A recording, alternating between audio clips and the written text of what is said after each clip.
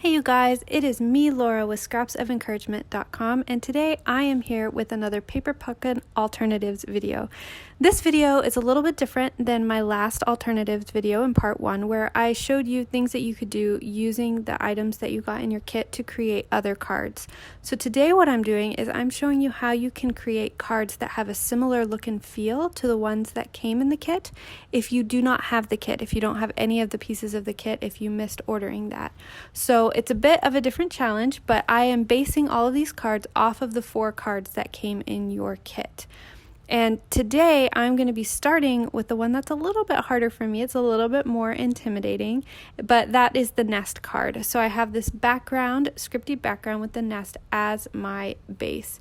And with this, I'm going to be using the Free as a Bird stamp set. This will be my primary stamp set for these cards, but I'll be pulling in a few other stamp sets here and there. To start with, I'm using a crumb cake panel that I cut using my stitched rectangle dies, and I am using the large bird stamp from that stamp set, and I'm inking that up with Early Espresso. Now here I'm using my Stamparatus to stamp this. You do not have to have your Stamparatus. I just don't have a block that's big enough for the stamp, so when I have a big stamp I always pull out my Stamparatus. And once that is inked up, I'm going to pull it off, and I want the background behind the birds, but I don't want the background to go over the bird. So I'm creating what's called a mask, and I am just using full back sticky notes, and I'm going to stamp my image onto there. Now I have to stamp it on 2 sticky notes this time because I have a bigger image. So I'm stamping the first time on one side of the image, and then I'm going to put another sticky note down to get the second part of that image. And then I am going to cut these out. Now cutting them out for this particular purpose does not have to be precise. It does not have to be exact. It's just kind of a loose cutting out so that my background will kind of go around the background of those birds. And once it's cut out, the next step is using it to cover the stamped image on my card. So I'm just going to line this up the best that I can. This card has a beautiful scripty font in the background of it, and we do have a handwritten background stamp in our catalog on page 156, but I don't have it, and I still wanted to have a beautiful background for this card that had kind of the same effect. So what I'm doing is I'm using these 3 stamps from the Free as a Bird stamp set, and I'm using the Sahara Sand ink, which is a very light ink, and I'm going to stamp it off before I stamp onto my card. Then I'm going to start with my largest stamp, and I'm just going to stamp randomly all around. And that mask is going to make sure I don't stamp anything on top of my birds, even though I want to stamp over so that the pattern will continue. So I'll start with my largest stamp, and then I'm going to go down to my middle-sized stamp, and then I'll finish by filling in the gaps with my smallest stamp.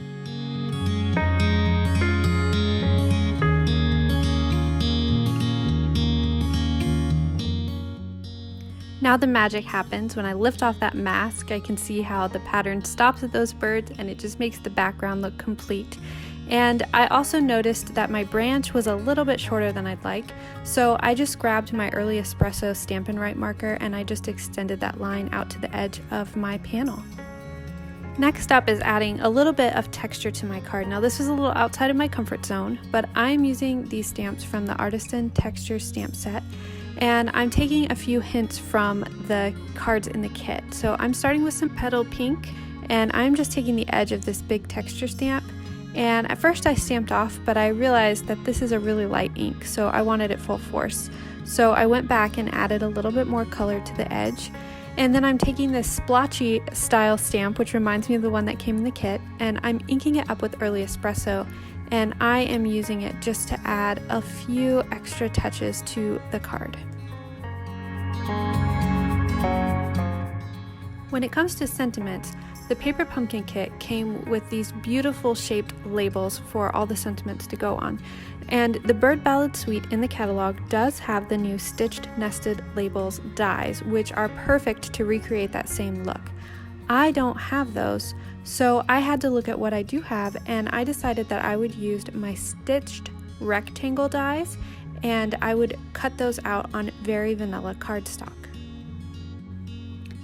I've chosen this sentiment that says "We're the best friends," and I'm inking it up with Early Espresso ink, and then I am going to take my crumb cake ink, and I am using that to go around the edges of my sentiment. This gives it a little bit of a weathered look and helps it stand out a little bit better. And now I'm just going to glue those two together and add them to my card. I really liked the pop of color that the pink twine gave that came in the kit, but we don't have any petal pink twine, so I took this scalloped lace trim that is part of the Bird Ballad suite, and I took my petal pink blends marker and I just colored it to make it a little pink, and then I'm going to add it behind my sentiment, kind of double it up and use a little bit of snail, and then I'm just trimming the edges, and I am going to take some dimensionals and just pop that right up for my sentiment.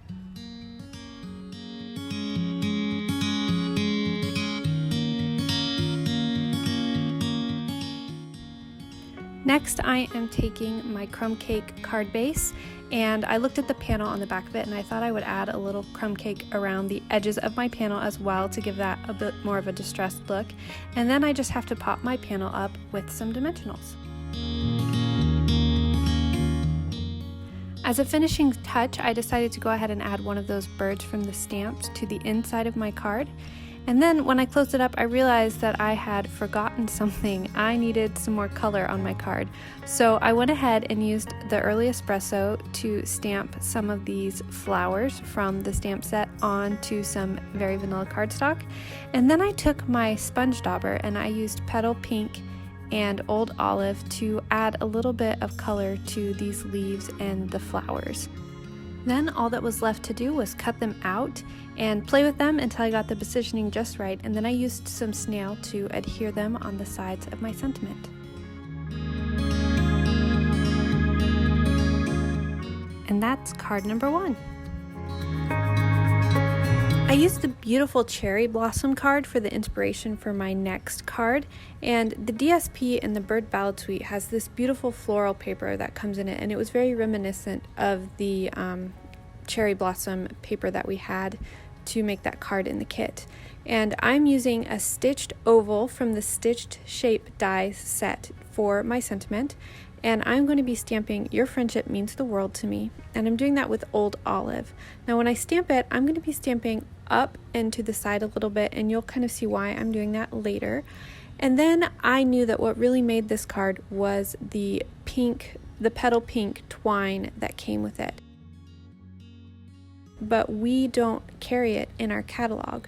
So I decided that I was going to make my own by using white baker's twine, and I used my Calypso Coral blend. I believe I used the light one. And so what I'm doing is I am coloring my twine. Now what I noticed is this is not something you can do fast. I have it sped up here, but I'm actually pulling this twine really, really slowly underneath my marker, and I have some scrap paper pretty thick underneath or else it'll stain anything that's under. So I've just pulled that very slowly through, and then I have my colored twine ready to go. I am using some tear and tape to secure my twine at one end, and I'm going to wrap that around twice and then secure it with some more tear and tape at the other end. And then I am going to cut a little bit of my twine off, and I'm going to make a bow to kind of put those two pieces together. And I'm leaving this one with long tails just because I think it seems to fit pretty well with the card that I have here. Next, I just need to tuck my sentiment behind my bow, and I'm going to secure that to my card with some dimensionals. And then I just have one main part left to the card. The card in the kit had a little bird embellishment, a metal embellishment that went with it. There are some embellishments that come with the Bird Ballad suite, but I actually don't have any of those, so today I am going to make my own. This little bird that I'm using, I cut out using the well-written dies, and I'm going to actually cover him with some copper embossing powder. Now to do that, I'm going to get my Versamark ink, and I'm going to squish this guy down in the ink really well to make sure that he is really covered. And I'm just using tweezers to do this. You can use your Take-A-Pick tool, whatever you have. And then once I know that he's really good and covered, I am just plunking him right down into my copper embossing powder. And I'm going to cover him really well. And then it's just a matter of bringing my heat tool over and melting that powder, and then I have myself a nice copper embellishment for my card. I'm adhering him with a glue dot, and then I'm just going to put some glue on the back of my card panel and add it to my Whisper White card base. And then just to give this card a little something else, I am going to stamp a little flower on the inside to kind of bring it all together. And I am just using my Calypso Coral and a sponge dauber to color that flower. And then my card is all finished. So here's card number 2. My third card is inspired by the blue card that came in the kit with kind of the white bird background pattern on it. There were a couple ways I could go about this. First, I noticed that there was this bird paper in the Bird Ballad DSP that went perfectly with the birds that were in the stamp set. And I thought of using that, but then I decided I really wanted to go for something that looked a little bit more similar to the style of card that came in the kit. So I am going to do some heat embossing in white, and what I'm going to do is I'm going to start by prepping my paper with an embossing tool. The Embossing Buddy is in our catalog and it works perfectly. I've had this one around for ages and I'm just trying to get it used up. So that's what I'm using today. And then I'm taking the bird stamp and the 2 flowers and the leaf stamp. And I'm going to start by using my largest stamp and some Versamark ink, and I'm going to just create a background pattern. Once I've used my largest stamp, then I'm going to go to my next largest stamp, and then I'm going to go to my big flower, and then I'm going to fill in all the spaces with that tiny flower, and I'm just going to make a background here.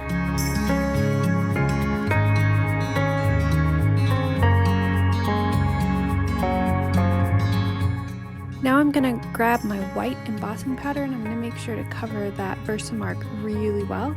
Make sure all my images are covered, and then I'm just going to take my heat tool and I'm going to melt that embossing powder. Next, it's time to get my sentiment ready, and again I'm using a stitched shape oval from the Stitched Shape die set. And I am using a sentiment from the Butterfly Gala stamp set that says, "Thank you so very much." I think stylistically it matches so perfectly. And I am going to be stamping that with Pretty Peacock ink, and I'm going to stamp it at the top of my oval because I'm going to be putting a few things down near the bottom. I loved the little flower punch outs that came in the kit, so I wanted to try to recreate those. So I used my early espresso ink and I stamped 2 of the flowers and the leaf, the branch there. And I did not have the colors that I wanted to use in my Stampin' Write markers or my blends.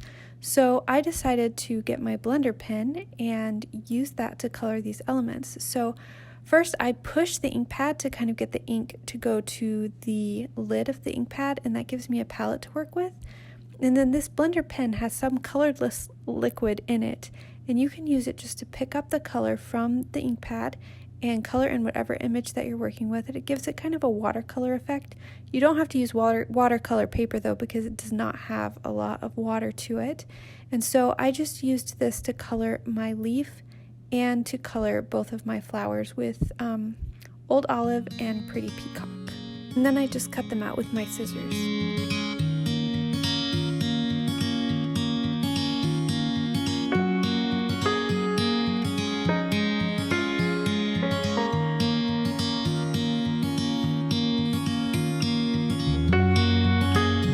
Next, I grabbed some of my linen thread and I just wrapped it around my fingers a few times to make kind of a messy bundle.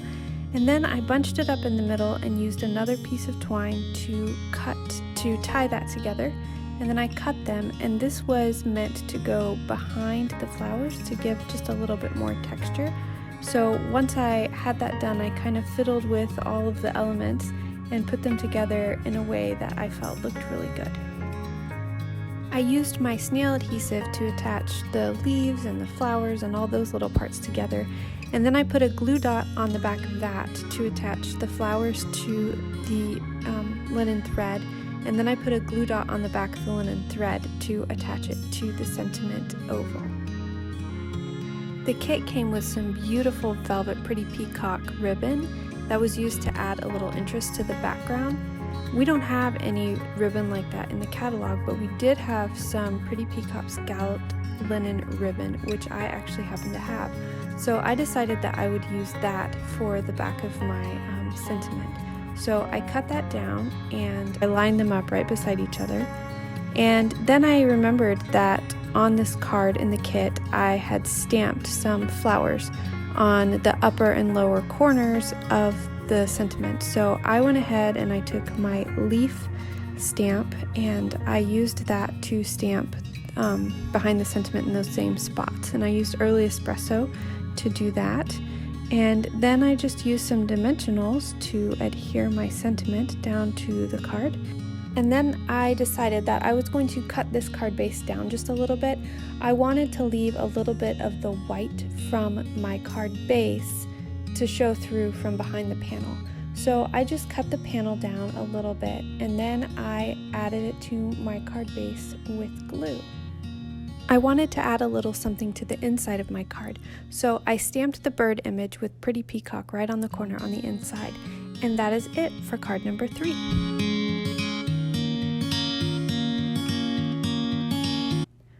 Card number 4 is really more of a nod to the feather card that came in the kit. I didn't have anything that was exactly like it, and I didn't think I could duplicate the exact look, so I thought I would take a lot of elements from the card and kind of pull them into another card that looked similar. So I am starting with this birdcage background, and I am going to age it a little bit. So what I'm going to do is I'm going to take some crumb cake ink, and I'm just going to use my sponge, and I am going to sponge this background quite a bit. And I'm going to make sure to sponge some places more than others to give a variation in color, but I'm going to make sure to age this entire piece.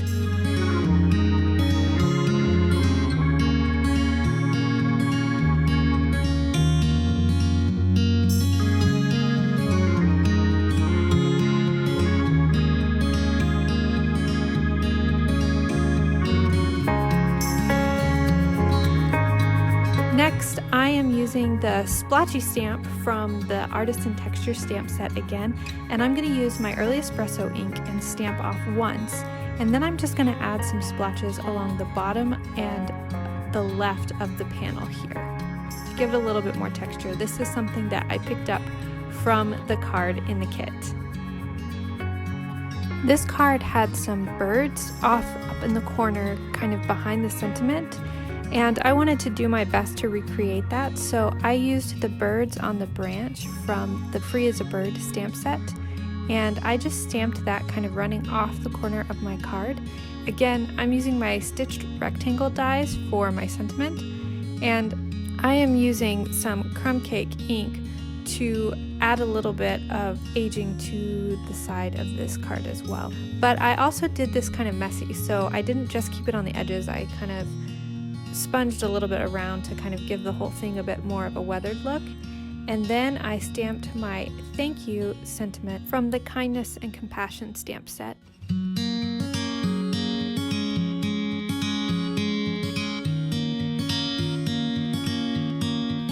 The inspiration card had the gorgeous Pretty Peacock velvet ribbon that went behind the sentiment. I loved that look, but I didn't have any ribbon that quite popped. And that was the pop of color on that card, and in this card, the color is the background. So I thought I would use the lace trim that comes with as part of the suite, and I thought I'd play with it a little bit. I felt like even though it was very vanilla, that white against the card was just a little bit too much. So I thought I would try and see what happened if I sponged the crumb cake onto the ribbon. And it actually worked really well, and I just adhered it with my snail adhesive. The inspiration card had a big, beautiful feather that was on top of the sentiment, and so I decided to use the same technique I did on my earlier card, and I had this leaf that I got from the Support Ribbons die set, and I used the same technique I did before, and I just covered it in Versamark ink and plopped it in my embossing powder and heat embossed that. Next up, it was time to put it all together, so I just used some of the leftover edges of my dimensionals to pop up my sentiment, and then I added some linen thread around the card and it went over top of the sentiment as well, and I fastened that with some double-sided tape and I tied a nice big bow once I had it attached.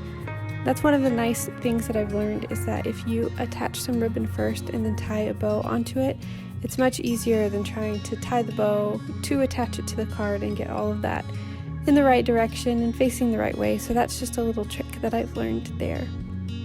I attached my panel to a very vanilla card base, and then I was looking at it, I realized my card was kind of naked up in the top left corner. So I pulled out my Artisan Textures stamp set again, and I used the bubble stamp to add a little bit more texture up in the top there. I just used my early espresso ink for this, and that gave it just a little bit something more. And once that was done, my card was finished. So that is card number 4. Before I go, I wanted to point out a few things that match the stamp set really well that are in the Bird Ballad suite. First of all, we have this feather stamp, and it goes super well with the feather paper. And there was also a flower stamp in the kit that matches the flower paper that we used on one of our cards as well. And that also matches the flowers that are in this paper with the birds too. It coordinates well with really all the papers. The designs work well together. This one was particularly interesting because the birds that are in the stamp set are the same birds that are in this designer series paper. And there's just a lot of patterns that work really well with this set. If you really like this look to your cards, there are lots of great elements in this suite. If you like it all, you can get this suite as one big bundle, or you can get some of the pieces individually as well. And you'll find all of those in my store at scrapsoфencouragement.com. Thank you so much for joining me today as we made these 4 cards inspired by the May 2019 Paper Pumpkin Kit. I'm eager to hear which one you like the best. And as always, I hope you find joy in creating as you spread kindness and encouragement with your scraps of paper. I'll talk to you later. Bye.